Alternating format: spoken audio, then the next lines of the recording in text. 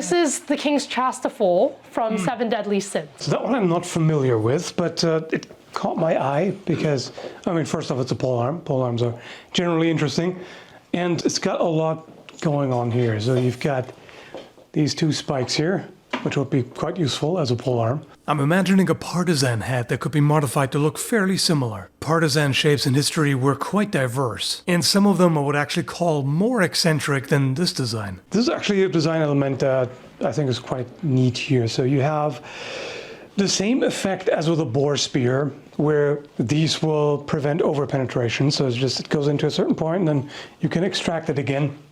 But at the same time, it's also a weapon. And you've got the spikes here to strike with. You've got kind of disc guards here. Another one of those rings, right? Yeah. So I guess you could hang it somewhere.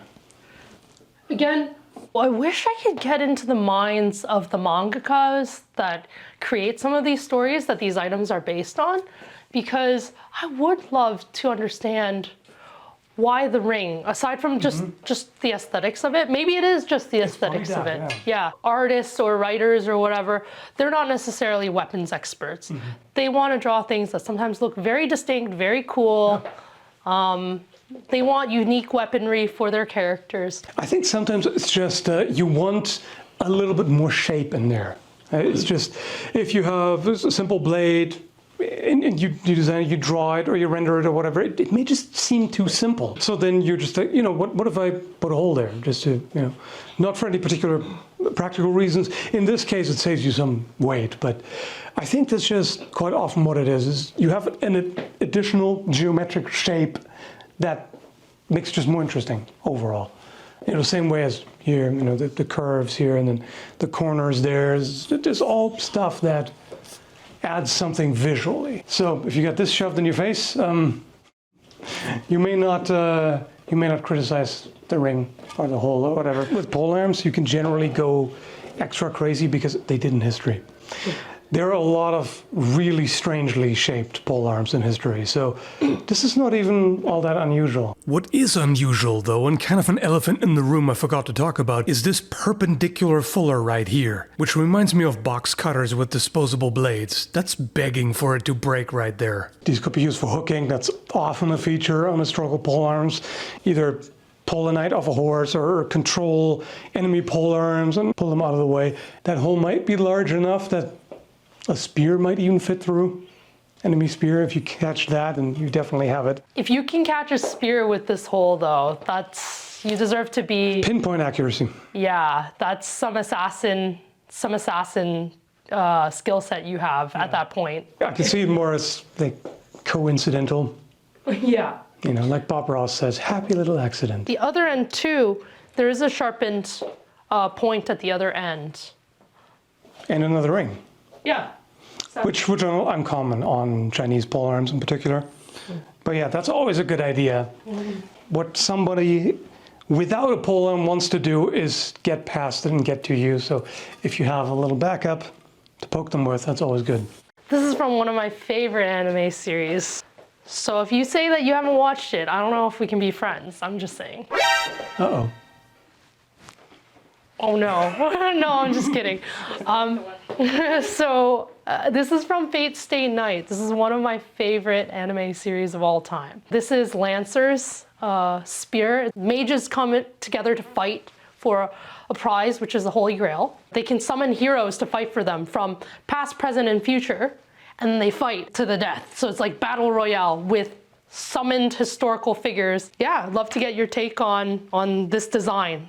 Really, the only unusual part here is these thingies here, hooks. Typically, you would only have two on these sides here, not necessarily there. There's nothing terribly unusual.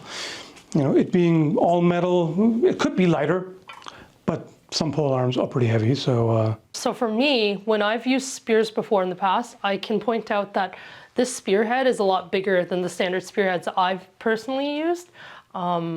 With it being heavier on top, it makes it very difficult to control. So when I've used spears in my training, exactly, extends your reach, exactly. So, there you go. He's done some spear training before. But yeah, so you do want to control it almost like a whip with the way you're using the spear, because you can essentially have your opponent guessing where you're going to strike. Yeah, oh, this one's really heavy compared to anything I've used. So the idea is that you can control the way, oh man, I can't even do it with this. The idea is that you're drawing circles on your stomach with the back end of the spear. And then that makes the tip of the spear, though, unpredictable in terms of where you want to eventually strike. What I find interesting with the way they designed this, though, is this vine-like design on the handle. That's the part I don't like. It makes the grip feel kind of awkward sometimes. But yeah, this is a part of the design of the original spear from Fate. Which, it looks nice, but my problem with that is it makes it really hard to use sliding thrusts, because normally you allow it to slip through the main hand. There's just so much friction here, I can't do that properly.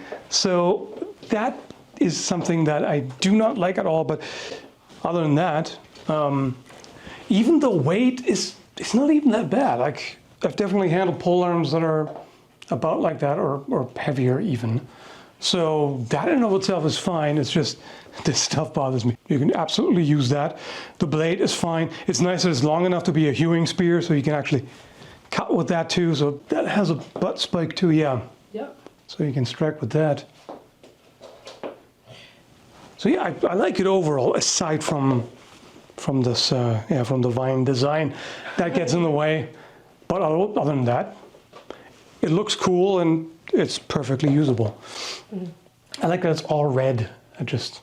It pops. It does. It doesn't have to make sense, of course. Like, the important thing is, design what makes you happy, pretty much. But one thing I would say, try not to go overboard, because it's very easy when you're designing weapons to just want to add more and more feature. Like, oh, there's got to be another spike here and another thing there and a swirl there and blah, whatever. It's very easy to get carried away. Even functionality aside, it just sometimes overloads a design where there's so much going on that the eye doesn't even know where to look. So too much is a thing sometimes, in my opinion. I like that. That's a very good point to go by. So this is from Genshin Impact. Baal's Engulfing Lightning. This stood out to me because it's pretty unusual design. I feel like what I just said about you don't want to overcomplicate the design, this can still get away with it. Like, there's a lot going on, but it's not too terribly much. Because really, if we take this off, if we just look at the basic shape, this is a naginata shape. So overall, it's pretty recognizable. And then they just added this. They added some embellishments here. Obviously, ornaments were common in history. They often like to decorate things. There's a little bit of texture in here, and that's already too much, in my opinion, just for this kind of, well, in all fairness, you probably wouldn't use it that way, because you would use naginata techniques, and I'm not aware of a sliding thrust being part of naginata. I could be wrong. There's something with quarter staves in Meyer's manuscript, and it's staves, but it can be applied to spears just as well. There are a lot of thrusts in there, and there is a disengage in there where you would do this kind of thing to get on the other side of the opponent's weapon. For example, assume that the haft is on this side, so I disengage and knock it aside and then come in. Exaggerated, it would just be this, just to cross that line and open the opponent up to be able to thrust. So this is a good segue for us showing you a battle-ready naginata. In comparison, there's a regular naginata, which is, you can see it's essentially the same thing, just simpler. There's just less going on. There's a tsuba here instead of the larger guard. This would, I think, be lighter than that design we just looked at, just because it's smaller. And of course, that works just fine. I gotta work with the space here, but yeah. This has the kind of shape that I prefer. It's oval, basically. So you can really feel how you're holding it, and as you cut through the target, you have a bit more control this way. With a spear, it doesn't matter so much. It can be round, but that's usually For a polearm that you want to cut with, you generally want something oval or otherwise, wider than its stick, basically. This is one of my favorite weapons historically, just because of the historical significance of naginata and how a lot more women in history, in historical Japan, use naginata. There's a whole class of women warriors that use naginata. So this helped popularize martial arts among a lot of my friends.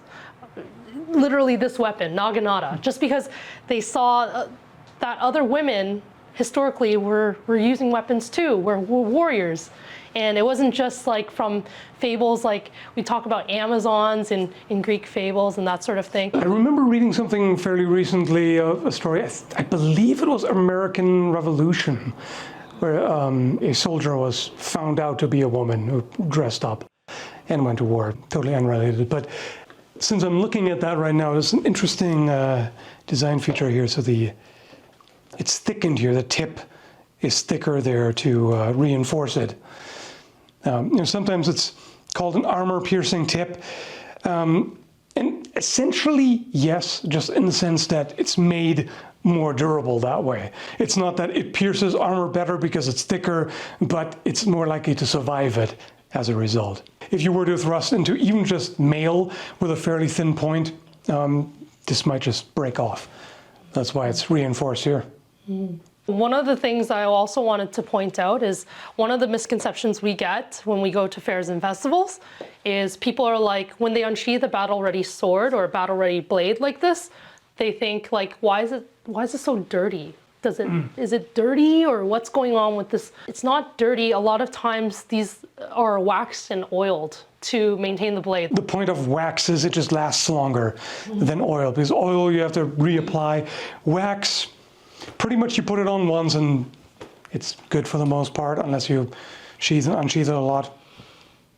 So it just prevents corrosion.